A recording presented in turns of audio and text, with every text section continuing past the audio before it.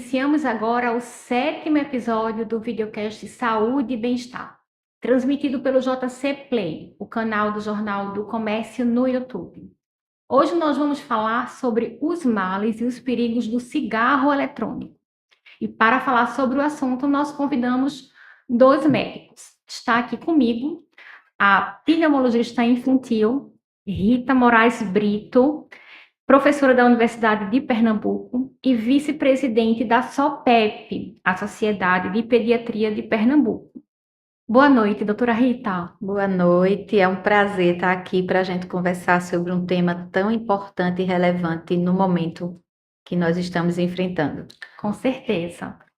Também está aqui conosco o médico pneumologista Alfredo Leite. Doutor Alfredo, ele é do Hospital Universitário Oswaldo Cruz e do Hospital Santa Joana, Recife. Boa noite, doutor Alfredo. Boa noite, sim. Prazer estar aqui. Prazer, doutor Alfredo. E aí já começa, né? Que luta, né? A gente falar sobre uma coisa que está tão bem descrita no meio médico, que vocês estão no dia a dia, nos consultórios, nos hospitais, vendo os males do cigarro eletrônico. E o tema voltou tão em alta, né? Porque o Senado está para votar a legalização de cigarros eletrônicos. E eu queria, doutor Alfredo, que o senhor falasse um pouco, né, sobre esses males, os perigos. A gente sabe que são vários, que são inúmeros, mas para a gente começar, por que que o cigarro eletrônico ele é tão perigoso, tão tóxico e que chega a ser até pior, muitas vezes, do que o cigarro comum? O principal problema que eu vejo com o cigarro eletrônico é que ele é um dispositivo que puxa a criança e o adolescente para um problema que a gente estava abandonando já, que era a dependência à nicotina. Então, falando um pouquinho rapidamente do cigarro convencional, em 1990, a gente tinha mais de 1/3 dos brasileiros fumava cigarros. Em 2020, agora, menos de 10% fumavam. Ou seja, a gente teve uma vitória muito grande sobre isso. A sociedade, com várias medidas que foram tomadas, inclusive medidas legais, né, saídas no Congresso, que fizeram a gente diminuir muito esse flagelo, essa coisa horrível que é o cigarro convencional. Mas agora está tendo essa onda. E o cigarro eletrônico é um dispositivo que gera dependência à nicotina. E está provado que um fumante de cigarro eletrônico ele tem uma chance 4 vezes maior de se tornar fumante de cigarro convencional. Então, só por aí já é um problema enorme. Fora os danos diretos que o próprio cigarro eletrônico pode causar. E esses danos, a gente vai ter uma noção melhor disso, né? Principalmente daqui a alguns anos. Lembrar que o cigarro convencional lá atrás, só se começou a perceber que ele causava câncer, doença cardiovascular, etc., depois de pelo menos 15, 20 anos de uso.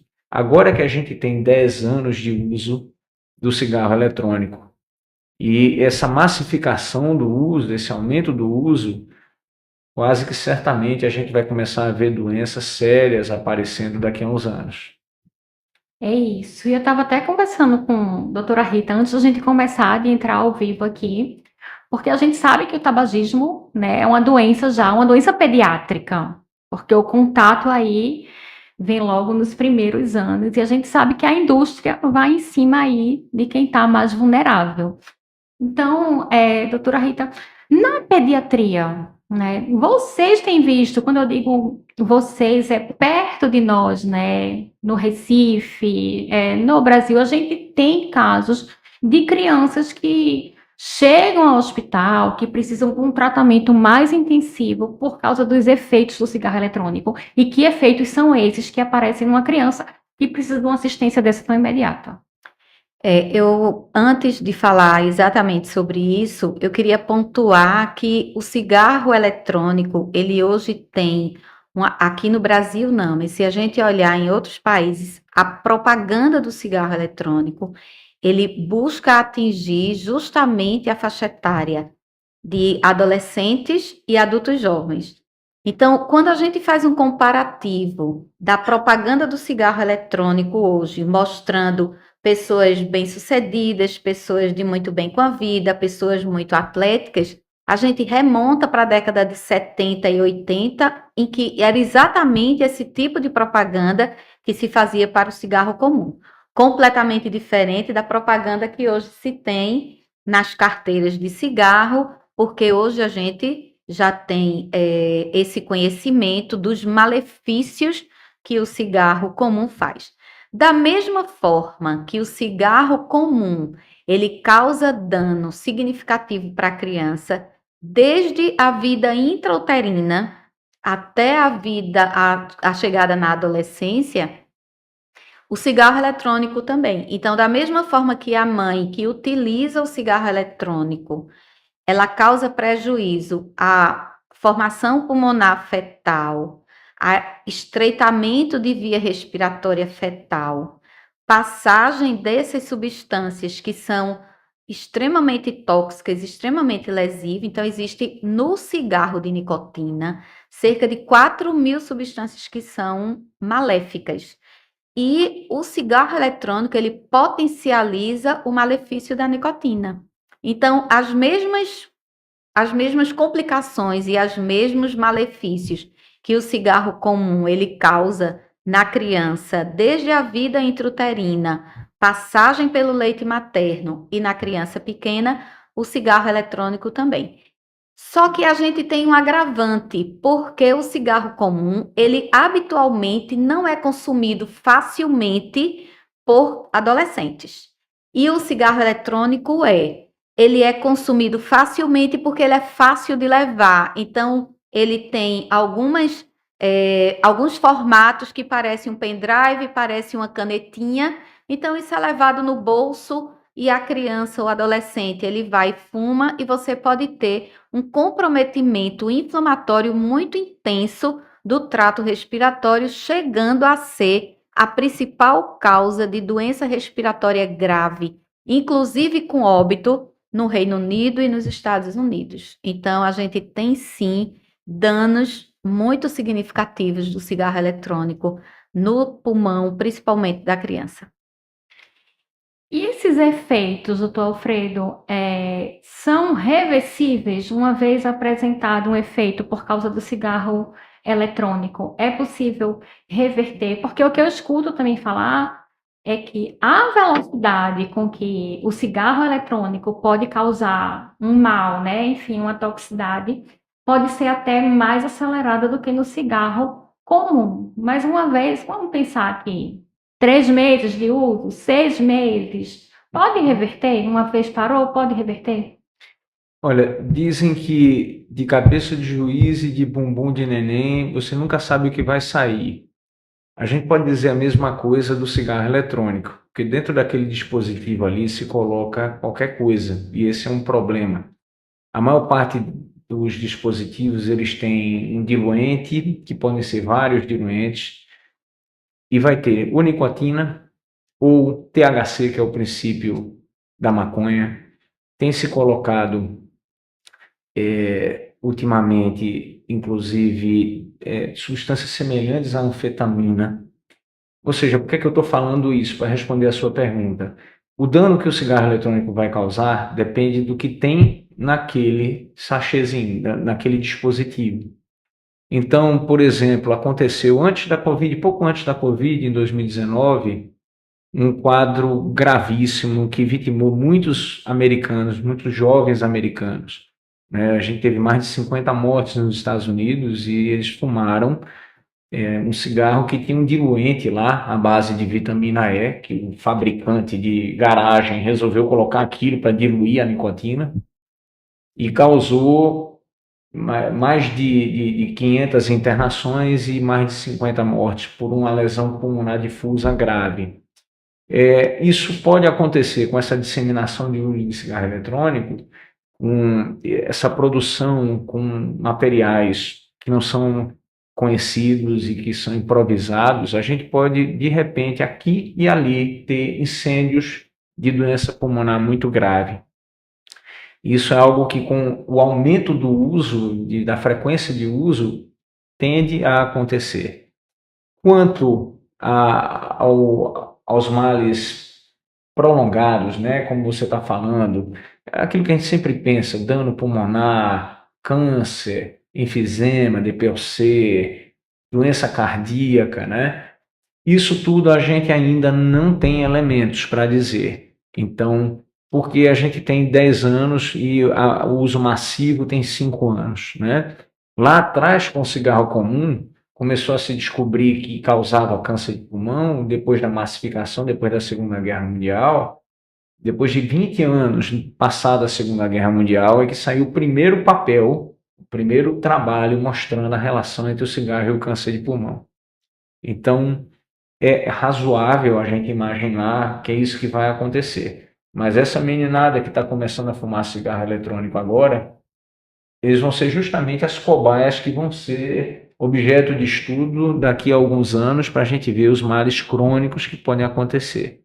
Entendi. Então, nem todo cigarro eletrônico é igual, é isso? Porque Não. uns podem ter umas coisas, outros podem ter Sim. outras.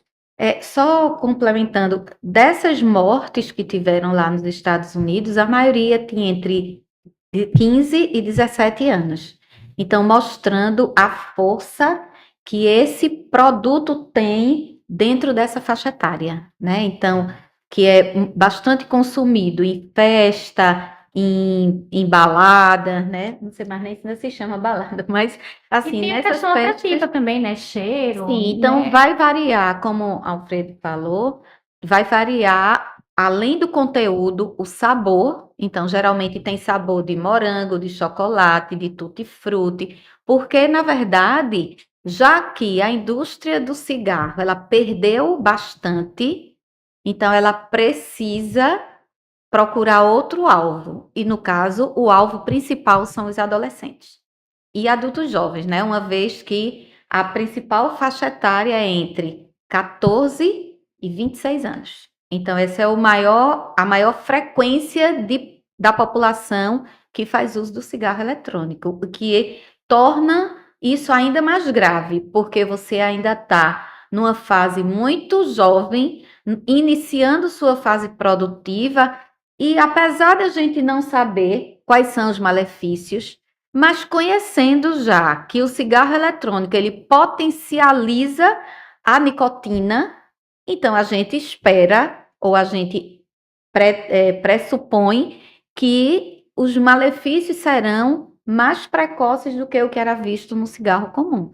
Mas esses malefícios a longo prazo, porque a curto prazo a gente conhece. Sim, inclusive, se dependendo da quantidade de vitamina E que seja colocada num cigarro eletrônico, pode em um único momento de uso, o paciente já entrar em insuficiência respiratória, porque como a vitamina E é feita uma gordura, quando ele aquece, porque dentro do cigarro ele é muito quente, por isso que ele vaporiza, isso quando a pessoa fuma, faz feito um tapete dentro das regiões de troca de oxigênio por CO2 e você pode não ter mais condição de fazer essa troca e entrar em falência respiratória e óbito já no primeiro uso, a depender do que você utiliza dentro do cigarro. É muito grave. E a gente vê nos países que nós sabemos, né, que, enfim, Inglaterra, a senhora colocou, Estados Unidos, a gente sabe que com a liberação o consumo aumentou muito. Porque o que a corrente que defende aí a aprovação diz é a partir do momento que for legalizado, o consumo vai diminuir. Não é isso que se vê aí nos outros países. Não há nenhuma lógica nisso. É uma coisa diferente, né? Sempre comparando o cigarro comum, que está no imaginário de todo mundo, com o cigarro eletrônico. O cigarro comum, o que ele faz ali é processar a folha de tabaco. Então, a quantidade de nicotina que tem ali é mais ou menos fixa. O cigarro eletrônico, você consegue concentrar a nicotina em níveis extremamente elevados. Então, uma coisa que a gente está vendo agora é, às vezes, um garoto ali de 17, 18 anos, que o vício do cigarro eletrônico, do cigarro comum, ele se desenvolveu ao longo de anos, né? Começava, dava uma fumada numa festa, e depois só fumava no sábado seguinte, 2 cigarros. Ele ia aumentando, ao longo de alguns anos, ele se tornava dependente de nicotina pelo mecanismo cerebral da dependência à droga, é uma droga, a nicotina. Então, é uma droga altamente viciante. Mas ele demorava um tempo para chegar lá. A gente está vendo um menino de 17, 18 anos que fuma cigarro eletrônico o dia inteiro agora. Por quê? Na medida que esses cigarros, o fabricante, a seu bel prazer, controla a concentração de nicotina ali, os meninos estão inalando nicotina muito concentrada. Então, isso está fazendo com que o centro do prazer deles fique altamente dependente de altas doses de nicotina muito rapidamente. Então, eu estou recebendo no consultório menino de 18, 20 anos para fazer tratamento para dependência de nicotina. Usuários não de cigarro comum, mas de cigarro eletrônico. Eu não via isso no tempo do cigarro comum só. Então, isso é balela total. Essa faixa etária, né? Não se via. Não Não se se via via. essa faixa Não se via etária. esse nível de dependência. Isso é uma balela, essa coisa de achar que você vai liberar e vai diminuir o consumo. Esse consumo só aumenta todo dia, todo mundo está vendo isso. Por que é que a liberação vai fazer diminuir o consumo? Que matemática é essa? E eu lembro que lá em 2019, quando a gente começou a falar bastante, né, sobre cigarro eletrônico, muito se comentava o seguinte, que o cigarro eletrônico ajudaria o fumante do cigarro comum a largar o cigarro. E como o senhor bem colocou aqui no comecinho do episódio, é o contrário, né, doutor Alfredo? Facilita aí a entrada, acho que não apenas do cigarro para o cigarro comum, mas para outras drogas. Tem uma ponderação aí, tá? O cigarro eletrônico, ele foi concebido lá inicialmente, tem algumas controvérsias, mas foi um farmacêutico na China que ele criou aquilo ali. Ele disse, olha, fulaninho, parente meu, ele fuma demais, eu vou tentar ajudá-lo a parar de fumar o cigarro comum. Use isso aqui para ver se você consegue largar do outro e ficar fumando esse.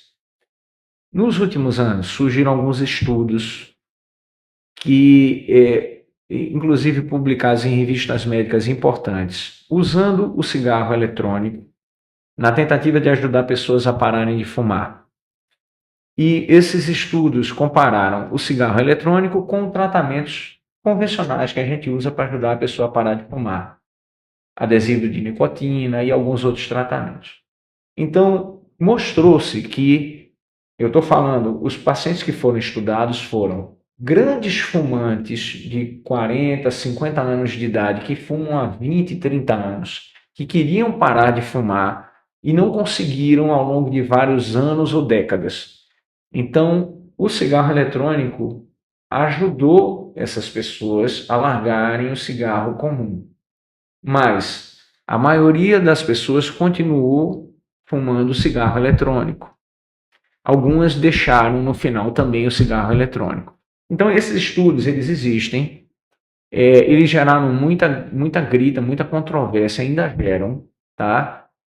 Isso é um conhecimento que está em evolução. Mas tem que ficar muito claro o seguinte, nesses estudos, o cigarro eletrônico foi prescrito para grandes fumantes. Vou usar um termo aqui que todo mundo conhece, fumante inveterado de 3 maços por dia, que já tentou de tudo e não conseguiu parar de fumar.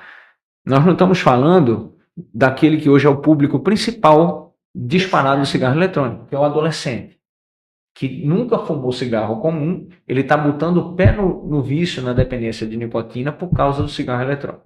E botando já com uma concentração muito mais elevada do que o cigarro comum. Porque, como você falou antes, que se fumava mais aqui no Brasil, né? Então, acenda esse cigarro para mim, que isso era uma prática que se fazia muito frequente nas casas. E aí a criança ou o adolescente ia lá, acendia o cigarro do pai e da mãe, entregava. E isso foi conscientizado de que isso era um risco muito grande, e isso se deixou, né? E aí hoje a gente tem o cigarro eletrônico, em que eu já ofereço uma concentração muito grande, aumentando o risco real de dependência numa faixa etária muito precoce e não em doses progressivas, mas já com uma dose alta que vai tornar a dependência muito mais intensa num período muito menor de tempo, né? Então, isso é uma coisa muito. Só essa coisa da liberação, né? Quando você libera, você permite que se faça propaganda, você permite que o acesso seja em qualquer lugar, e isso eu acho que vai fazer com que haja um aumento massivo do uso do cigarro. Muito embora todo mundo aqui já passou em bar, em restaurante muito não, mas em bar e em alguns lugares abertos em que as pessoas passam vendendo cigarro eletrônico, inclusive naqueles tabuleiros como se fosse bombom. E aquilo não é bombom. Ao invés de estar se discutindo a liberação, devia estar se preocupando muito mais em se fiscalizar e combater de verdade uma coisa que a gente sabe que causa mal, principalmente na faixa etária infantil, né? Porque a adolescência vai até 22 anos. Então, principalmente nessa faixa etária em que o risco é maior e você pode fazer com que essa pessoa tenha uma vida interrompida muito precocemente. Então, eu acho isso. Eu estava pensando aqui essa questão da dependência nessa faixa etária pediátrica. E aí eu me questionei, será que existem efeitos extrapulmonares, por exemplo? Uma criança tem dificuldade para concentração por conta do uso excessivo. Uma criança tem dificuldade para, enfim, seguir um planejamento, ou então até mesmo para praticar o seu esporte preferido, futebol. Por exemplo, existem esses efeitos aí que vão além desses que a gente fala que são tão claros. Veja, como já foi falado aqui, a gente ainda não sabe todos os efeitos, mas saindo do pressuposto de que eu tenho o uso frequente de uma droga que sabidamente causa dano pulmonar severo, então é muito provável que essas pessoas elas tenham um padrão respiratório ruim, o que vai interferir no sono, vai interferir na concentração, vai interferir na atividade física.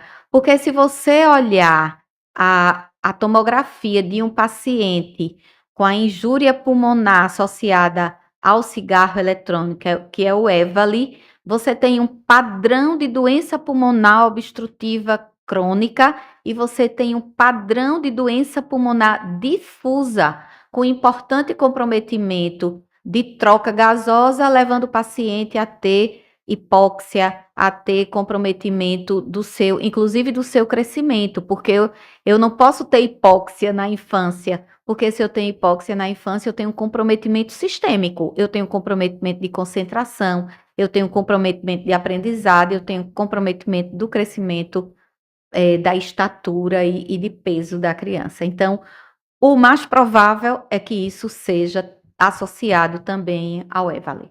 Ok.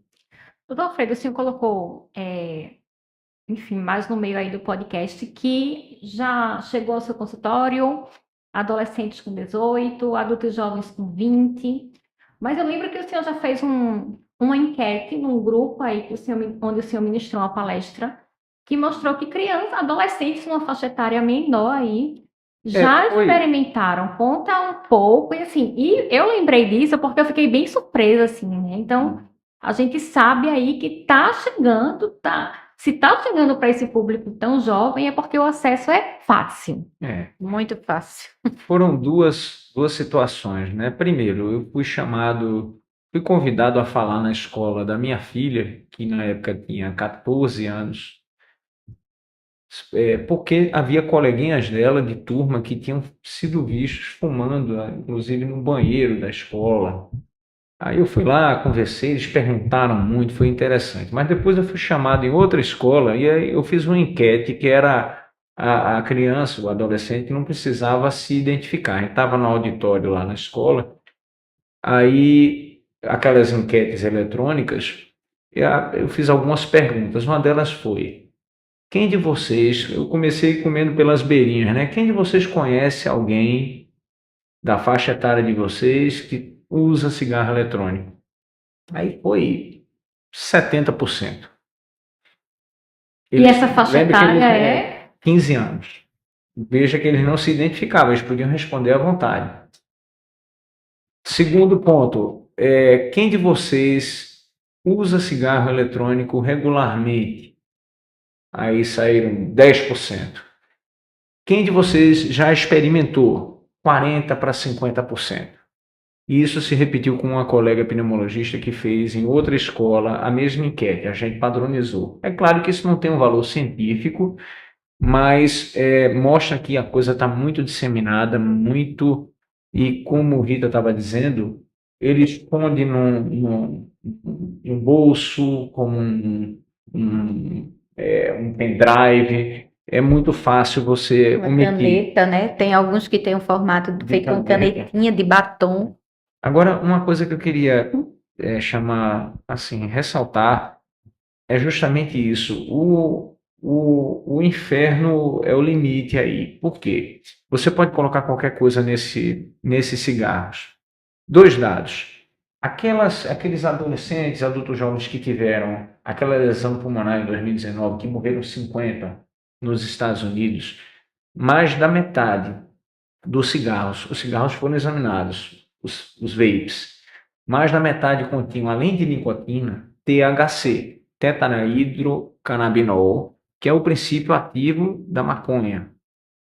E recentemente um trabalho muito importante, eu queria ressaltar isso, né, da Universidade Federal de Santa Catarina e da Polícia Científica do Estado de Santa Catarina, eles resolveram deram um rapa lá, pegaram os vapes e foram examinar a química do que tinha ali. E entre mil coisas, descobriram uma substância análoga da anfetamina, que é altamente dependente e causadora de euforia. Então você imagina um menino pegar um cigarro eletrônico que tem nicotina, que é altamente viciante, pegar uma substância similar à anfetamina, para quem não lembra, é bolinha, é estimulante do sistema nervoso central, altamente viciante. Esse menino vai ficar viciado rápido nisso. E se tiver THC, ele vai ter os efeitos de quem fuma maconha. Então, sabe-se lá o que vai se poder colocar nisso. Você pode, em tese, você pode inclusive colocar outras drogas mais pesadas, né? E que a criança, o adolescente, ele vai estar usando o adulto jovem ali como quem está soltando aquele vaporzinho como se fosse vapor d'água. Não é vapor d'água. É um perigo. É, E eu é um tava, perigo. e eu tava pensando o seguinte, que o cigarro comum, né, tem aquela questão do cheiro forte, que pode trazer, enfim, alguns efeitos desagradáveis, uma enxaqueca, né, enfim. Mas como é que os pais, doutora Rita, eles podem ficar em alerta, já que o acesso é tão fácil, né? E quando a gente olha o cigarro eletrônico, pode parecer uma canetinha, um batom, um pendrive. O que é que pode levar a família a desconfiar de que a criança possa ou adolescente está usando? Então, vou até num ponto que deve vir até antes disso, né? Como as famílias devem conversar sobre isso em casa. Eu acho que não somente o cigarro eletrônico, mas qualquer outra coisa que cause dano ao adolescente, né? Então, eu acho que o diálogo dentro de casa, sentar e conversar sobre o tema, pontuando os malefícios que causam, ele é extremamente importante. Nós vivemos hoje a crise do quarto do adolescente. Então, com as redes sociais, a gente tem um adolescente que fica trancado no quarto. E esse quarto, ele pode estar fechado para casa e aberto para o mundo. Então, a base de qualquer prevenção para o adolescente é observar se esse adolescente tem sinais de transtorno de ansiedade, de depressão, se ele está o tempo inteiro fechado, sem conversar com ninguém, trancado dentro do quarto. É necessário que se abra essa porta desse quarto, que se entre, que se sente junto e que se converse com esse adolescente, né? A gente precisa ter o resgate de todo mundo sentar na mesa para comer na mesa, porque a mesa não é somente um lugar onde se come, a mesa é onde se partilha o que se fez durante o dia. Então, esse momento de intimidade dentro de uma família, ele é extremamente valioso para que a gente evite coisas como o uso de cigarro eletrônico, o uso de droga, o uso de cocaína, o uso de qualquer coisa que cause malefício. Observar os relacionamentos que existe do seu filho com os seus amigos, com as pessoas que estão próximas dele, e essa parceria também tem que acontecer dentro das escolas. Então, eu acho que as escolas devem sim falar sobre o tema, devem abordar o tema, para que a gente não deixe esses adolescentes à mercê de tudo isso que eles estão tão facilmente acometidos, né? Então, tem até um livro bastante interessante que é Os Filhos do Quarto. Eu não me lembro exatamente o nome do livro, mas ele fala sobre a solidão do quarto que existe no adolescente. Quando lembrar, Deixa eu pra mim, procurar tá? agorinha Pode o que eu tenho procurar. anotado aqui. Doutor Fredo, chegou uma pergunta aqui interessante. Não estava nem no meu roteiro, mas a gente precisa falar sobre isso. Adson pergunta o seguinte: quais os efeitos do narguilé?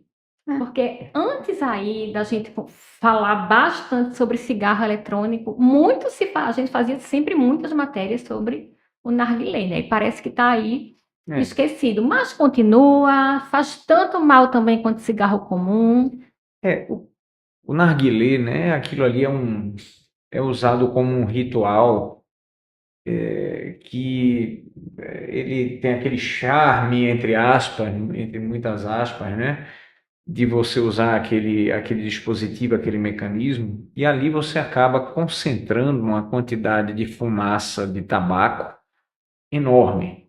Então uma sessão daquela de narguilé, você fuma o equivalente a algumas dezenas de cigarros, né? Então é uma carga muito grande. E eu não tenho visto isso como quantitativamente, né? Muitos fumantes de narguilé. Isso é uma coisa que a minha impressão é que não pegou muito.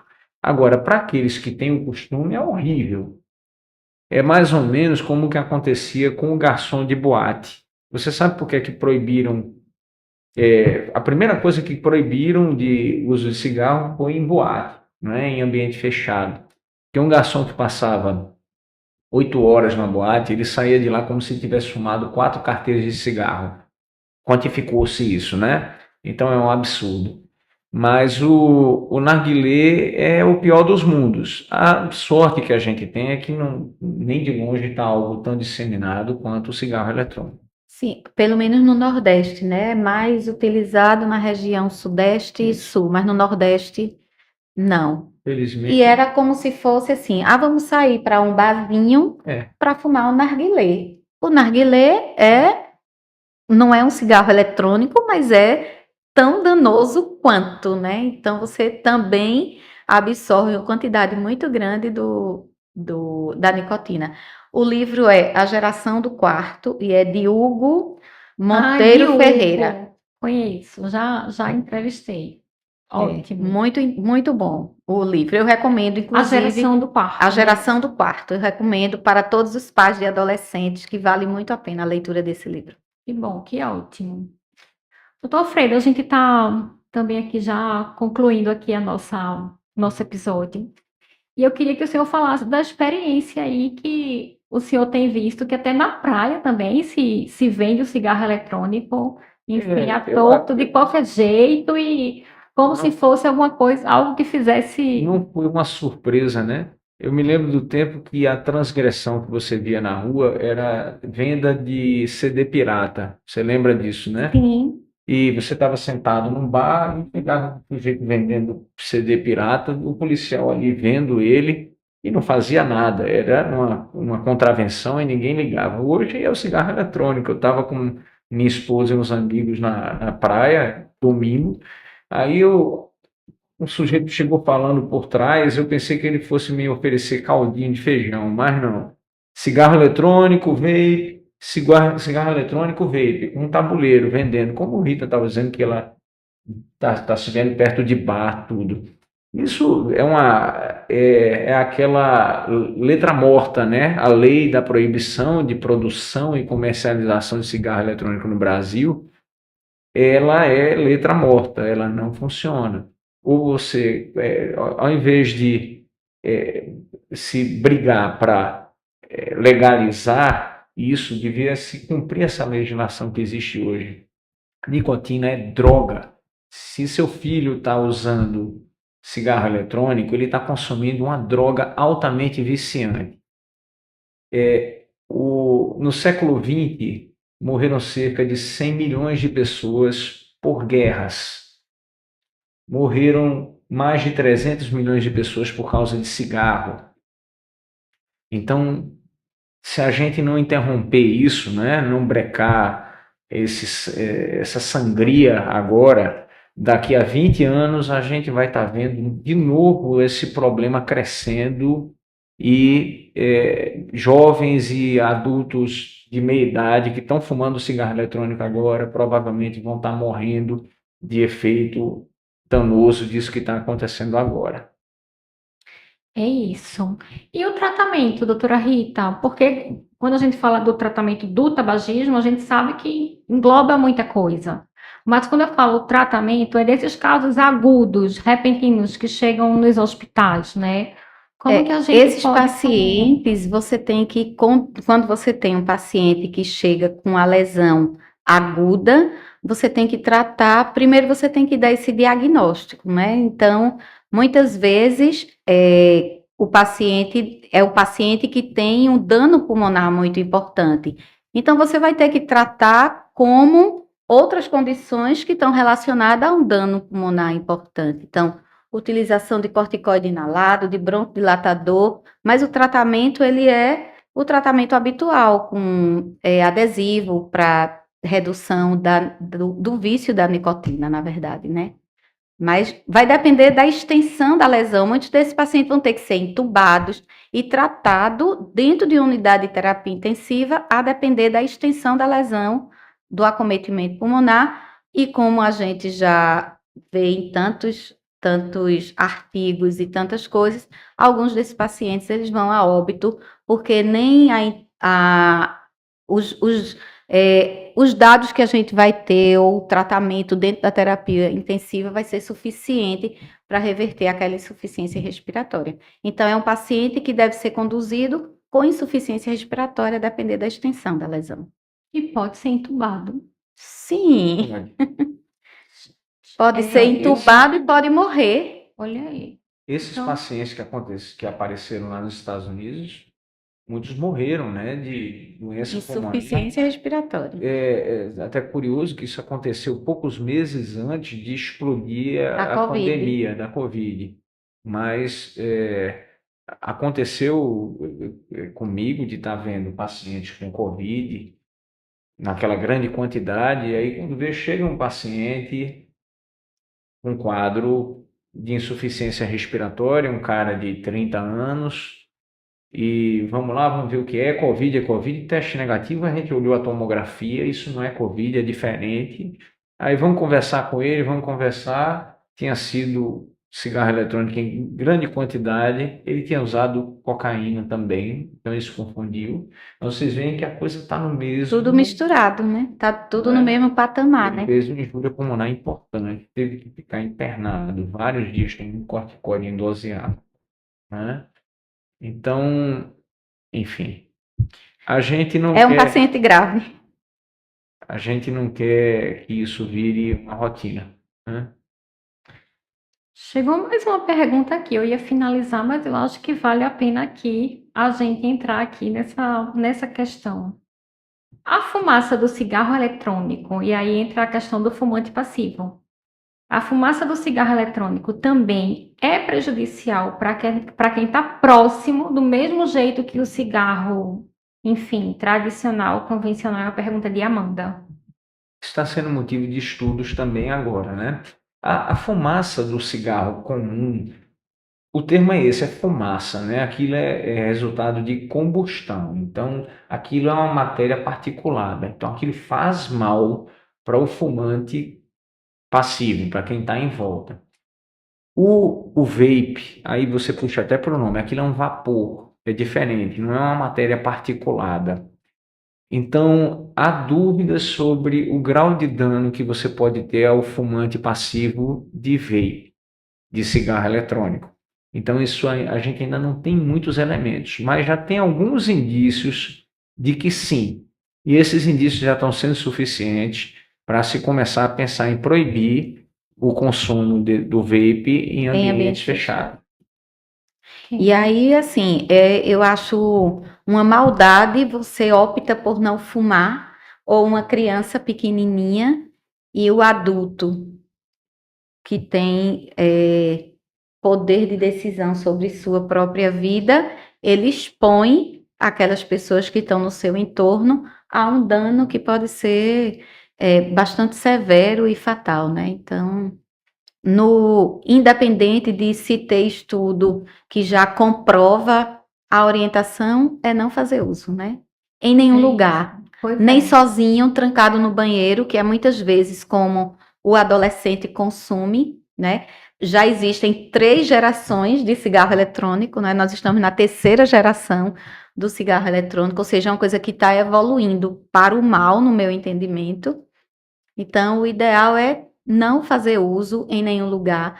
Acho que é uma coisa tão importante dentro da pediatria que o Ministério da Saúde, na sua campanha contra o cigarro eletrônico, ele é direcionado para crianças e adolescentes, né? Então, assim, eu acho que é necessário, já que existe um modismo, porque é uma modinha entre os adolescentes, que as escolas participem do debate, que as famílias participem do debate, que na consulta de pediatria o pediatra fale sobre o assunto. Independentemente dos pais perguntarem. Independentemente dos pais perguntarem. Porque isso é um problema de saúde, está se tornando um problema grave de saúde pública, como era o cigarro na década de 80. Então, a gente não precisa de mais problemas. A gente tem que combater os que a gente já tem e a gente tem que reduzir a possibilidade desses problemas para que a gente tenha uma população cada vez mais saudável. Porque a gente hoje está falando da interferência no pulmão, mas da mesma forma que o cigarro vai ter nos olhos, na laringe, no nariz, no esôfago, no estômago e assim por diante. É isso. Agradeço muito a participação de vocês. Tenho certeza que a gente vai continuar falando muito mais vezes sobre os males aí do cigarro eletrônico. Muito obrigada. Obrigada também, foi um prazer. Prazer. Para você que está aqui nos acompanhando, se chegou agora, se chegou na metade aí do episódio, se quer rever, se quer compartilhar, esse episódio fica disponível, você pode assistir a hora que desejar. E compartilha, comenta, porque o assunto é importante, a gente precisa falar aqui sobre isso. Nós, do Sistema Jornal do Comércio e de Comunicação, temos acompanhado diariamente toda essa discussão e realmente somos contra aí qualquer coisa que envolva aí o uso indiscriminado e o uso de qualquer forma do cigarro eletrônico. É isso, a gente vai ficando por aqui. E a gente se encontra no nosso próximo episódio, que vai ser sobre saúde bucal na infância, na próxima quarta-feira. Muito obrigada e até a próxima.